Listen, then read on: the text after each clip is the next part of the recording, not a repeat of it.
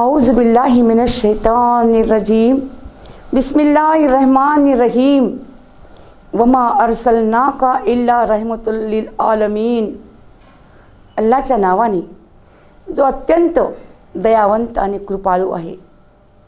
माझ्या बंधू आणि भगिनींनो, माझा आजचा विषय आहे महिला सन्मानाचे प्रणेते प्रेषित मोहम्मद सल्लल्लाहु अलैहि वसल्लम।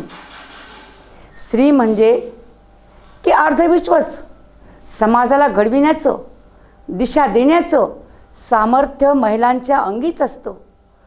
त्याग भावनेसाठी मोठं हृदय लागतं, ते पण स्त्रीजवळच असतं।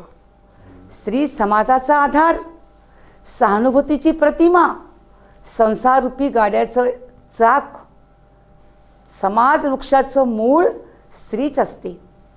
शांती आणि प्रेमाचा संदेश देऊन सुव्यवस्थित शिस्तबद्ध जीवन जगता यावं, यासाठी भेदभावाच्या ज्वालांना शमवून समस्त मानवाला सद्व्यवहार व सद्वर्तनाची शिकवणूक दिली। एक आदर्श जीवन प्रणाली, सफलता, मुक्तीचा मार्ग दाखविला।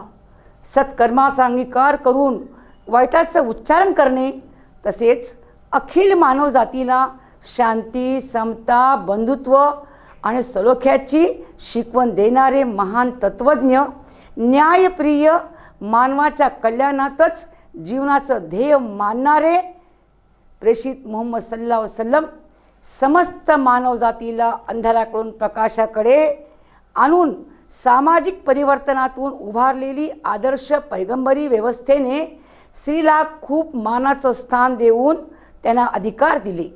मानवी सफलता कशावर अवलंबून आहे हे प्रेषितांनी दाखवून दिले। प्रेषितांच्या आगमनापूर्वी जर आम्ही थोडंसं लक्ष दिलं किंवा तो काळ जर का पाहिला, तर तो काळ कसा होता? अत्यंत दयनीय, अत्याचार पीडितांचा, गुलामगिरीचा, स्त्रीची स्थिती दयनीय, अत्याचार पीडित, तिला भोग वस्तू समजलं जाई, जनावराप्रमाणे तिला वागणूक दिली जायची। इतकंच नाही तर तिला पापाचं मूळ समजलं जायचं। जन्मताच एक खड्डा खोदून ठेवला जात असे आणि जर मुलगी जन्माला आली की जीवन त्याच्यामध्ये तिला पुरलं जात असे। प्रगतीच्या मार्गातला अडथळा समजत अशा वातावरणात लोकांना प्रेषित मोहम्मद सल्लल्लाहु अलैहि वसल्लम यांनी आदर्श जीवन व्यवस्था जगाला दिली। आपल्या आदर्श विचारसरणीनं मानवाचं कल्याण, मुक्ती करणारी शिकवण दिली।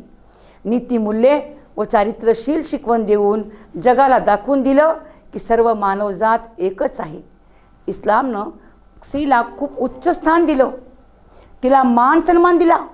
1450 वर्षापूर्वी स्त्रीला तिचे अधिकार देऊन आम्हाला उपकृत केलेलं आहे। पण आज स्त्रीकडे स्वातंत्र्याच्या नावावर तिची काय दशा होत आहे? त्या दशेमध्ये तिची आज काय अवस्था होत आहे? विवाहासारख्या पवित्रापासून तिला दूर करून तिची स्थिती एका वासनास्थान, इच्छा पूर्ती करणाऱ्या किंवा एखाद्या वेशाप्रमाणे तिचं खेळणं करून तिला आज उपभोगलं जात आहे। प्रति मिनिटाला बलात्कार आहे, वाढता आलेख आहे बलात्काराचा। स्त्रीकडे पाहण्याची वृत्तीच बदललेली आहे।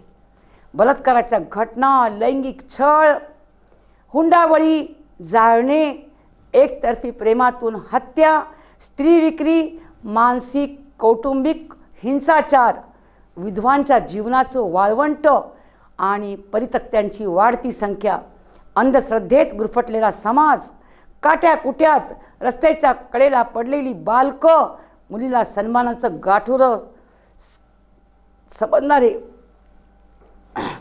हे आमचे दुर्दैव म्हणावं लागेल का नाही? मुलगी म्हटलं की त्यांना वाटायला की हा खूप मोठा दगड आहे, हे वजन आहे, पण हे आमचं दुर्दैव म्हणावं लागेल। कारण पाश्चिमात्यांचं अंधानुकरण, फ्री मिक्सिंग, समलिंगी विवाहाला मान्यता, या सर्व प्रकारच्याने आज समाज पोखरला जात आहे।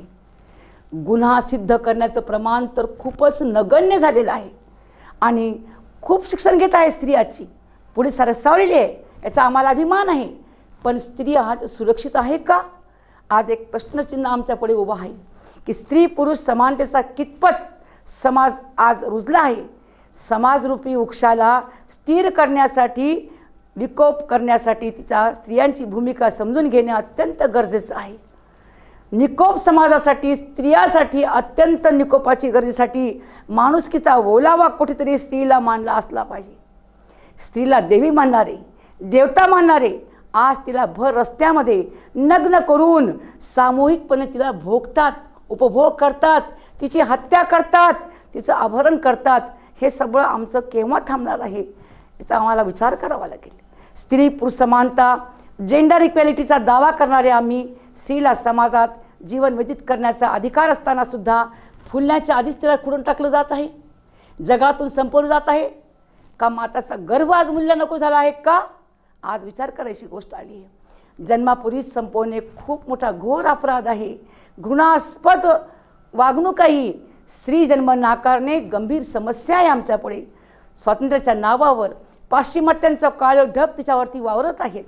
खरंच का आज या समाजाला हे कलंक लागलेला आहे असं का? अशा वातावरणात प्रेषितांनी लोकांना आदर्श परिपूर्ण जीवनव्यवस्था विश्वाला दिली. त्यात मानवाचं कल्याण व मुक्ती आहे. आत्मसन्मानानं जीवन जगण्याचा हक्क दिला. मुलीला वारसा हक्कात तिचा हक्क दिला. आणि इतकंच नाही तर तिला त्या वारसामध्ये सहभागी करण्याचं, संपत्तीमध्ये तिला वाटा देण्याचा अधिकार तिला दिले आहेत. आणि विधवा मुलगी, मग ती घटस्फोटीत असो किंवा विधवा असो, तिला जी आहे तिची काळजी घ्या. त्या मुलीचा विवाह करून द्या आणि नैतिकदृष्ट्या तिला अत्यंत सन्मान आणि आदराचं स्थान देण्यास सांगितलेलं आहे. ही आहे आदर्श व्यवस्था पैगंबरांची.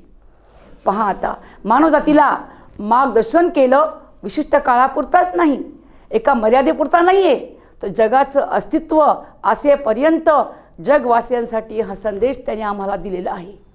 आज आम्ही पाहतोय की स्त्रीला एवढा मान आहे.